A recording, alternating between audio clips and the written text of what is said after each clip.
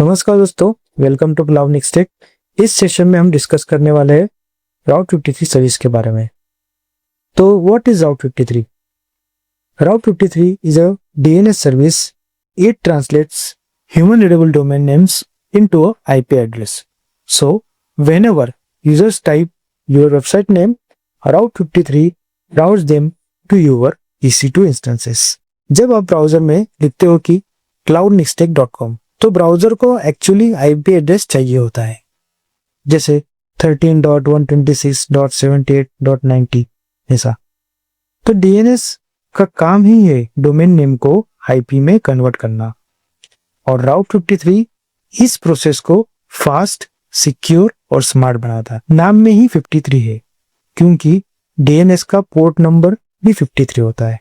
इसमें आप domain register कर सकते हो, रिकॉर्ड्स क्रिएट कर सकते हो और राउटिंग पॉलिसीज डिफाइन कर सकते हो।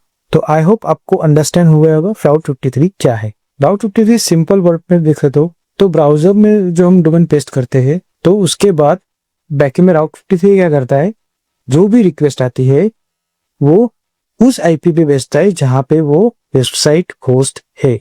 सपोज मैंने cloudnextech.com डाला ब्राउजर में, तो बैकएंड में राउट 53 उसको आईपी देगा कि भाई ये आईपी पे तेरी वेबसाइट होस्ट है और यहां से तू एक्सेस कर सकता है। ठीक है, तो ये था राउट 53 के बारे में। अब देखते हैं what are the types of routing policies. तो पहली है सिंपल राउटिंग पॉलिसी। सोचो आपकी एक वेबसाइट है और सिर्फ एक EC2 सर्वर पे होस्ट है, मतलब एक आपने वेबसाइट बनाई है, स्टैटिक वेबसाइट, और वो एक ही मशीन पे होस्ट है। तो जो भी ट्रैफिक आएगा तो वो सारा का सारा ट्रैफिक वो एक ही आईपी पे आएगा, क्योंकि हमने वो एक ही EC2 पे पोस्ट की है। तो सिंपल राउटिंग पॉलिसी कब यूज कर सकते हैं? जब आपका प्रोजेक्ट स्मॉल हो और सिंपल हो, लाइक स्टैटिक वेबसाइट। उस केस में आप सिंपल राउटिंग पॉलिसी यूज कर सकते हैं। मैं आपको एक डायग्राम निकल के दिखा देता हूँ कि सिंपल राउटिंग पॉलिसीज। सपोज मैंने डाला cloudnextech.com, ठीक है, और ये मैंने ब्राउजर में डाला। तो राउट 53 क्या करेगा, और मेरी मशीन जो है, ये मेरी मशीन है, यहाँ पे मेरी वेबसाइट है, यहाँ पे मेरी वेबसाइट है। इसका आईपी समझ लो, इसका आईपी दो 192.10.10.1, ये आईपी है इसका। अब यहाँ पे राउट 53 है। तो राउट 53 क्या बोलेगा कि जब यहाँ पे यूजर है, यहाँ पे ये यूजर है,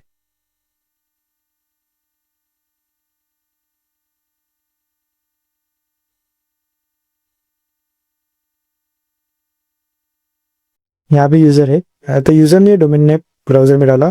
तो उसके बाद राउट 53 क्या करता है, राउट 53 बोलता है कि आपको ये आईपी पे जाना है 192.10.10.1 पे, क्योंकि यहाँ पे हमने एक ही मशीन पे हमारी वेबसाइट होस्ट की। अगर मल्टीपल मशीन होते तो उस केस में राउट 53 उस हिसाब से दोनों मशीन पे भेजते। सपोज मेरे यहाँ पे दो मशीन है, यहाँ पे दो मशीन है और किसका आईपी है 2।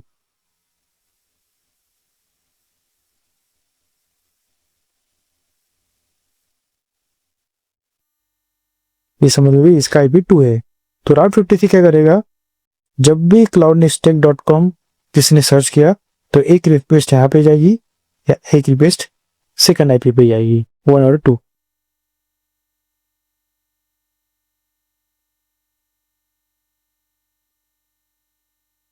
तो सिंपल राउटिंग पॉलिसी मतलब इतना समझ लीजिए कि आपकी वेबसाइट एक ही सर्वर पे होस्ट है, उस केस में आप सिंपल राउटिंग पॉलिसी यूज कर सकते हो।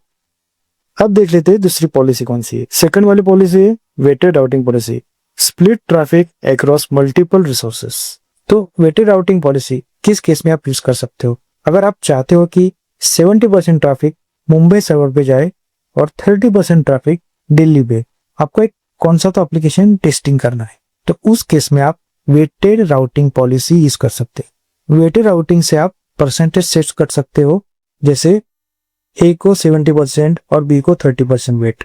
वेटेड राउटिंग पॉलिसी अगर कौन सा केस में यूज कर सकते हैं, जब आपको कौन सी नई एप्लीकेशन टेस्ट करनी हो कि मुझे मुंबई और दिल्ली 70% ट्रैफिक मुंबई जाना चाहिए, 30% ट्रैफिक दिल्ली में। तो एप्लीकेशन के अगर 2 वर्जन हो, 2 वर्जन टेस्ट करने हो कि कहाँ पे अच्छा चल रहा है, तो मैंने 70% ट्रैफिक मुंबई में डाला और दिल्ली में 30%, तो उससे पता चल जाएगा कि कहाँ पे ज्यादा ट्रैफिक आता है। तो उस हिसाब से हम वेटेड राउटिंग पॉलिसी यूज कर सकते हो कि आपका ट्रैफिक अगर आपको डिसाइड करना है कि 70% मुंबई में भेजना है और 70% दिल्ली में, और उस केस में आप वेटेड राउटिंग पॉलिसी यूज कर सकते हैं। तीसरा पॉलिसी है latency based routing policy. Send users to region with lowest latency, global app hosted in US and Singapore.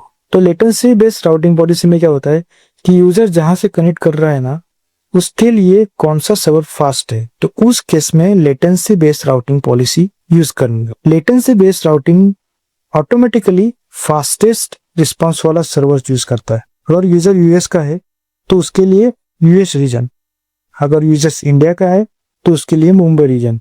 मतलब यूजर जहां से आता है, जहां से इसको पास में, लेटेंसी मतलब क्या है कि पास में कौन सा नियर बाय रीजन है, उसके हिसाब से लेटेंसी बेस्ड राउटिंग पॉलिसी हम सेट कर सकते हैं अगर हमें फास्ट रिस्पॉन्स चाहिए तो। अगली पॉलिसी आती है fail over routing policy. Switch to backup resource if primary fails for disaster recovery. सोचिए कि हमारे पास 2 सर्वर है, जैसे कि डेटाबेस के केस में होता है, तो अगर एक सर्वर डाउन हो जाए या एक सर्वर के एरर आ जाए तो बैकअप के लिए दूसरा सर्वर होता है। तो मेन सर्वर अगर फेल हो गए तो बैकअप का सर्वर चलता रहे, मतलब डाउन टाइम नहीं आना चाहिए, और उसको हाई अवेलेबिलिटी भी बोलते हैं। तो फेल ओवर राउटिंग पॉलिसी कब यूज करनी है कि हमें अगर ऐसा लगता है कि मेरे 2 बैकएंड सर्वर चल रहे हैं और मेन सर्वर डाउन हो गया, तो उसके लिए मैं एक बैकअप भी सेटअप कर देता हूँ। तो फेल राउटिंग पॉलिसी उसके केस में क्या करेगी, अगर मेन सर्वर डाउन हो गया तो वो ट्रैफिक बैकअप सर्वर पे राउट कर देगी। सबसे पहले वो हेल्थ चेक करेगी, उसके बाद राउट करेगी। नेक्स्ट आती है geo location routing policy. Route users based on geographical location. अलग अलग कंट्रीज के यूजर्स को अपने स्पेसिफिक सर्वर पे भेजना हो तो जियो लोकेशन राउटिंग पॉलिसी यूज करते हैं। जैसे कि इंडिया के यूजर्स को इंडिया के मशीन पे भेजना है, यूएस के यूजर को यूएस के EC2 के मशीन पे, यूरोप के अगर यूजर होंगे तो उनको यूरोप के EC2 के मशीन पे। जियो लोकेशन का अगर हम एग्जांपल लेना चाहिए रियल टाइम में, तो जैसे कि suppose I am sitting in India और मैंने अमेजोन की वेबसाइट विजिट की, तो वहां पे जो भी प्रोडक्ट्स है वो मुझे रुपीज में दिखेंगे। अगर कुछ यूजर्स यूएस से अगर अमेजोन की वेबसाइट विजिट करते हैं तो उनको वही प्रोडक्ट्स डॉलर में दिखेंगे। कुछ यूजर्स अगर यूरोप से देखते हैं तो उनको यूरोस में प्रोडक्ट के प्राइस दिखेंगे। तो ये है जियो लोकेशन का रियल। नेक्स्ट आती है multi value answer routing. Return multiple IPs to improve availability, high availability for services. आप चाहते हो कि डीएनएस एक से ज्यादा आईपीस रिटर्न करे, ताकि अगर एक फेल हो जाए तो दूसरा स्टिल अवेलेबल हो। ये राउटिंग मल्टीपल हेल्दी सर्वर्स के आईपी रिटर्न करता है, उसके साथ साथ वो हेल्थ चेक भी करता है, जैसे कि load balancing. Multi value answer routing load balancing जैसा ही काम करता है डीएनएस लेवल पे। तो ये था मल्टी वैल्यू आंसर राउटिंग तुम्हारा। तो अभी हमने 6 पॉलिसी डिस्कस की। Simple routing policy, weighted routing policy, latency based routing, fail over routing policy, geolocation routing policy और multi value answer routing policy. अब डिस्कस करते हैं होस्टेड जोन के बारे में। What is hosted zone in AWS? Hosted zone एक container की तरह होता है AWS में, जिसमें हम अपने डोमेन के DNS रिकॉर्ड स्टोर और मैनेज करते हैं। अगर मैंने डोमेन लिया cloudnixtech.com तो उसका होस्टेड जोन बनेगा, जहां मैं डिफाइन करूंगा उसका A record, C name, MX record, NS record, और ये सब सेटिंग्स हमें होस्टेड जोन के अंदर ही मिलती है। सपोज आपने एक डोमेन खरीदा mydemoapp.com। अब आप चाहते हो कि जब कोई ब्राउजर में mydemoapp.com लिखे तो वो आपके EC2 सर्वर पे रिडायरेक्ट होना चाहिए। लेकिन कैसा पता चलेगा myapp.com या किस आईपी एड्रेस पे जाना चाहिए? तो इसके लिए आपको डीएनएस रिकॉर्ड सेट करना पड़ता है। तो फिर आप डिसाइड कर सकते हो कि कौन से आईपी पे उसको राउट करना है। तो कौन से टाइप के होस्टेड जोन होते हैं? पब्लिक होस्टेड जोन होता है, प्राइवेट होस्टेड जोन होता है। पब्लिक होस्टेड जोन के केस में जब आप चाहते हो कि इंटरनेट से कोई भी आपका डोमेन एक्सेस कर सकते, उसको पब्लिक होस्टेड जोन बोलते हैं। और प्राइवेट होस्टेड जोन जब आप चाहते हो कि डोमेन सिर्फ आपके वीपीसी के अंदर एक्सेसिबल हो, उस केस में प्राइवेट जोन यूज करते हैं। अब देखते हैं कि होस्टेड जोन में हम डीएनएस रिकॉर्ड लिखते हैं, वो क्या क्या होते हैं। पहला आता है ए रिकॉर्ड। ए रिकॉर्ड क्या करता है? डोमेन को आईपी से मैप करता है। मतलब आपका डोमेन है abc.com, तो उसको मैप करता है आईपी के साथ। मतलब कौन से आईपी पे आपका EC2 है, वो आईपी पे वो मैप करता है। दूसरा आता है CNAME. CNAME domain to another domain mapping के लिए यूज होता है। सपोज abc.com है और kbc.com है, तो आपको दोनों डोमेन को मैप करना है। मतलब अगर किसी ने कोई भी अगर आपके डोमेन पे आया तो दोनों डोमेन पे जाएगा, इसको मैपिंग बोलते हैं, डोमेन टू डोमेन। तीसरा आता है MX रिकॉर्ड। ये ईमेल राउटिंग के लिए यूज होता है। NS रिकॉर्ड मतलब नेम सर्वर्स, जो डोमेन को राउट 53 के होस्टेड जोन से लिंक करते हैं। और SOA record, start of authority, ये मेटा डेटा आता है। अगर रियल टाइम केस में अगर समझा जाए तो डोमेन नेम क्या है?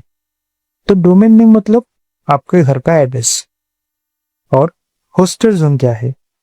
तो होस्टेड जोन वो फाइल या रजिस्टर जिसमें लिखा है कि इस एड्रेस पे कौन रहता है। एग्जाम्पल के देखिए फोन नंबर और बाकी सब डिटेल्स। चलिए अभी इसका रियल टाइम एग्जाम्पल देख लेते हैं। तो चलिए मैं आपको एक डायग्राम की तरीके से समझा देता हूं। ये है मेरा EC2, आप लेफ्ट साइड में देख सकते हो। वहां पे मैंने मेरी वेबसाइट बनाई हुई है, स्टैटिक वेबसाइट। तो वो स्टैटिक वेबसाइट मुझे अभी लाइव करनी है। लाइव करनी मतलब यूजर्स मेरी वेबसाइट एक्सेस कर सकते हैं। लेकिन उससे पहले मैंने EC2 मशीन लिया, उसमें वेबसाइट मेरी होस्ट की। उसके बाद मैंने आईपी से चेक किया कि वो वेबसाइट अच्छी तरीके से रनिंग में है कि नहीं।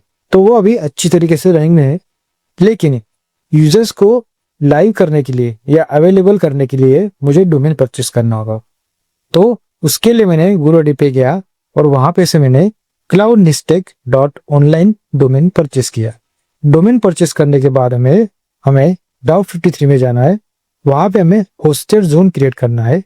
और होस्टेड जोन क्रिएट करने के बाद वहां पे जो रिकॉर्ड्स रहेंगे वो हमें GoDaddy में जो डोमेन परचेस किया है वहां पे DNS में जाना है, नेम सर्वर पे क्लिक करना है और वहां पे वो रिकॉर्ड्स ऐड करने हैं। वो रिकॉर्ड ऐड करने के बाद हमें फिर से होस्टेड जोन में आना है और वहां पे हमें ए रिकॉर्ड और सीनेम रिकॉर्ड ऐड करना है। तो चलिए इसका प्रैक्टिकल देखते हैं। आप देख सकते हैं क्लाउडनिस्टेक ऑनलाइन अभी मैंने परचेस किया है, लेकिन अभी तक उस पर वेबसाइट लाइव नहीं है। तो सबसे पहले क्या करते हैं, EC2 मशीन क्रिएट कर लेते हैं और वहां पे हम एक वेबसाइट होस्ट करेंगे। तो मैंने Amazon Linux ले लिया है और EC2 इंस्टेंस टाइप मैंने T2 माइक्रो ले लिया है और कीबेयर मेरा डिफॉल्ट जो है वो ले लिया है। और HTTP और HTTPS को इनेबल कर दिया है।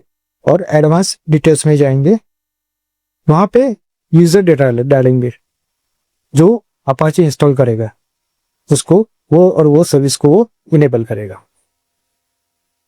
तो यूजर डेटा मैंने पेस्ट कर दिया यहाँ पे।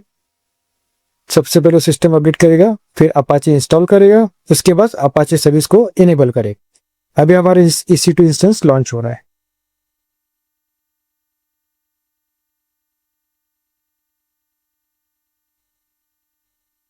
चलिए इसको कनेक्ट कर लेते हैं।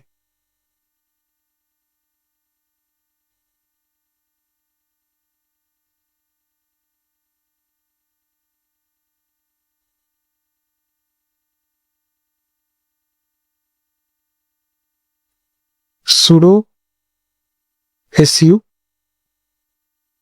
हाइफन इंटर, चलते हैं cd/var www/html में, और यहाँ पे हम एक index.html करेंगे। ये है index.html। मैंने ऑलरेडी मेरा कोड एक बनाया हुआ है, तो यहाँ पे मैं पेस्ट कर देता हूँ। शिफ्ट इंसर्ट यहाँ पे करना है, ओके, इसके कॉलम WQ एक्सक्लेमेशन मार्क। तो अभी हमारी फाइल बन चुकी है index.html। फेल इस करके देख लेते हैं, ओके डन। अभी क्या करेंगे, यहाँ का एक आईपी लेंगे और ब्राउजर में पेस्ट करके देखेंगे कि हमारी वेबसाइट अभी चालू है कि नहीं।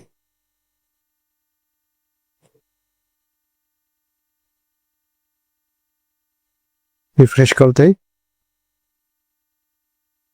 ओके, तो अभी हमारी वेबसाइट अवेलेबल है EC2 मशीन पे। तो हमारा पहला काम हो गया, EC2 मशीन बना लिया और वहां पे हमारी वेबसाइट पर कोड एक पेस्ट कर दिया, static code, simple HTML code. अभी हमारा नेक्स्ट टास्क क्या रहेगा, ये हमारा EC2 मशीन बन गया अभी, और यहाँ पे हमने वेबसाइट होस्ट कर दी। फर्स्ट टास्क हो गया हमारा, और हमें इसका आईपी भी है हमारे पास। तो अभी ये आईपी के साथ हमें डोमेन मैपिंग करना है। तो उसके लिए पहले हमें डोमेन परचेस करना होगा। ऑलरेडी मैंने यहाँ पे डोमेन परचेस कर दिया है, खाली हम लोग यहाँ पे मैपिंग करेंगे। तो उससे पहले हमें राउट 53 में होस्टेड जोन क्रिएट करना है। जब हमारा डोमेन और आईपी मैप हो जाएंगे, उसके बाद वेबसाइट पे जो भी यूजर हमारी वेबसाइट का नाम डालेगा, तो वो EC2 मशीन पे उसे ये वेबसाइट दिख जाएगी। तो हमें ये स्टेप्स फॉलो करने हैं। परचेज डोमेन फ्रॉम GoDaddy, जो हमें ऑलरेडी परचेस किया हुआ है। सेकंड हमें करना है create hosted zone in AWS route 53। Third point, GoDaddy domain to AWS hosted zone. और पार्ट 4 में add DNS records in AWS A और C नेम का। तो चलिए देख लेते how to create hosted zone in AWS route 53। तो चलिए अभी राउट 53 पे चलते हैं।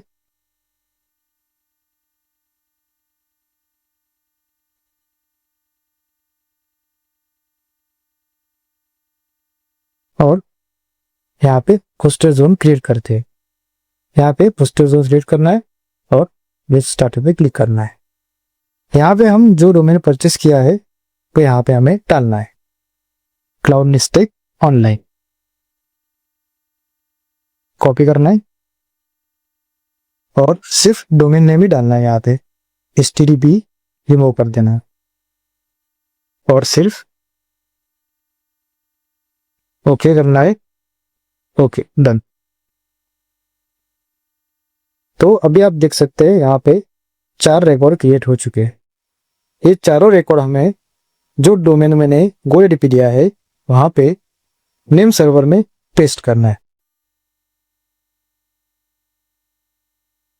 ये हमारा थर्ड टास्क हुआ राउट 53 का।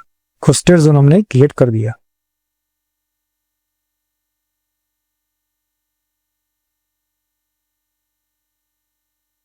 अभी हमारा थर्ड टास्क है point GoDaddy domain to AWS hosted zone. अभी हमने होस्टेड जोन क्रिएट किया हुआ है, उसके जो रिकॉर्ड्स है वो हमें GoDaddy में जो क्लाउड निस्टेक डोमेन दिया है वहां पे हमें ऐड करना है। तो वो डोमेन होस्टेड जोन को पॉइंट हो जाएगा। तो GoDaddy पे चलते हैं। यहाँ पे मैंने क्लाउड निस्टेक ले लिया है। आपको डोमेन पर क्लिक करना है, उसके बाद DNS में क्लिक करना है और नेम सर्वर्स पे जाना है। यहाँ पे चेंज नेम सर्वर्स पे क्लिक करना है और आई विल यूज माय कौन नेम सर्वर्स ऑप्शन पे क्लिक करना है। और यहाँ पे हमें 1 by 1 रिकॉर्ड ऐड करने हैं। सेकंड रिकॉर्ड ऐड करना है एल नेम सर्वर, और एक रिकॉर्ड ऐड करना है और 1 और एक लास्ट वन। ओके, अब सेव कर देते हैं। कंटिन्यू और सक्सेस मैसेज आ जाएगा। Okay, done. तो हमारा रिकॉर्ड्स ऐड करने का थर्ड टास्क था, वो हमने अभी पूरा किया। फोर्थ टास्क में हमें क्या करना है, add DNS record in AWS. मतलब जो हमने होस्टेड जोन किया है वहां पे जाना है और वहां पे ए रिकॉर्ड और सीनेम रिकॉर्ड हमें ऐड करना है। मतलब ए रिकॉर्ड इसलिए कि डोमेन पे जो भी ट्रैफिक आएगा वो आईपी पे राउट हो जाएगा, और सीनेम इसलिए डोमेन टू डोमेन के लिए। मतलब अभी हमारा डोमेन cloudnixtech.online है, लेकिन अगर कोई ब्राउजर में www.cloudnixtech.online भी डाले तो भी इसी डोमेन पे पॉइंट होना चाहिए। तो चलिए इसका प्रैक्टिकल देख लेते हैं। यहाँ पे आना है, क्रिएट रिकॉर्ड पे क्लिक करना है, और अभी यहाँ पे कोई डोमेन नहीं डालना, सिर्फ रिकॉर्ड टाइप ए रखना है। और जो हमारा EC2 इंस्टेंस है जहां पे हमने वेबसाइट होस्ट की है उसका इंस्टेंस आईपी यहाँ पे पेस्ट करना है वैल्यू में। तो देख लेते हैं, ये आईपी है हमारा, ये आईपी यहाँ पे पेस्ट करना है और सेव करना है। ये हमारा ए रिकॉर्ड ऐड हो गया। तो अभी दूसरा रिकॉर्ड ऐड करते हैं। यहाँ पे हमें रिकॉर्ड में सिर्फ www डालना है और ऑप्शन रिकॉर्ड टाइप में हमें सीनेम चूज करना है, क्योंकि हम यहाँ पे डोमेन टू डोमेन पॉइंट कर रहे हैं, मतलब मैपिंग कर। और यहाँ पे हमारा cloudnixtech ऑनलाइन डोमेन पेस्ट करना है और क्रिएट रिकॉर्ड पे क्लिक करना है। यहाँ पे डिफरेंट पॉलिसीज आप देख सकते हैं। अभी हम सिंपल राउटिंग करने वाले हैं। तो क्रिएट रिकॉर्ड पे क्लिक किया, सेव हो गया। अभी आप देख सकते हैं 2 रिकॉर्ड ऐड हो गए, ए और सी ने। तो हमारा काम हो गया। अब हमें वेट करना है थोड़ी देर। हमारा काम हो गया। अभी देखते हैं cloudnixtech डोमेन को कि अभी एक्टिव हुआ है कि नहीं, मतलब वहां पे हमारी वेबसाइट दिख रही है कि नहीं। रिफ्रेश कर देते। इस प्रोसेस को कम से कम 15 से 20 मिनट जा सकते हैं, तो आपको पेशेंसली वेट करना है। तो ये था सिंपल राउटिंग पॉलिसी। मतलब आपका अगर एक मशीन हो और इसी मशीन को आपको आईपी के साथ डोमेन मैप करना हो तो हम सिंपल राउटिंग पॉलिसी यूज करते हैं। ए रिकॉर्ड मतलब डोमेन टू आईपी मैप करना या राउट करना, और सीनेम मतलब डोमेन टू डोमेन मैप करना। ये मेरा डोमेन है cloudnixtech.com, सॉरी ये मेरा डोमेन है cloudnixtech.online, और मैंने इस आईपी के साथ मैप किया।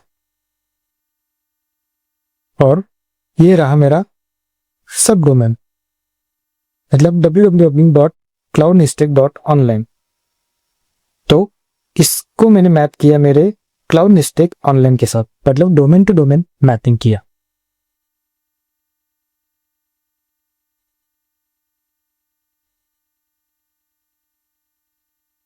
डोमेन टू डोमेन मैपिंग किया।